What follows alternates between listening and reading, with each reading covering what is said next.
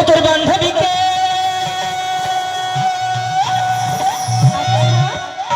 ও তোর বান্ধবীকে আমার সঙ্গে সেটি করাই যা আর বলে কই আমার সঙ্গে ডেটিং করাই যা। শোনো, হ্যাঁ বলো। আমি তোমার কথাই রাজি। হ্যাঁ আমার এখানে যে বান্ধবীগুলো আছে হ্যাঁ হ্যাঁ সবার সাথে সবার সেটিং করে দিই। হ্যাঁ সে তো বুঝতেই পেরেছি।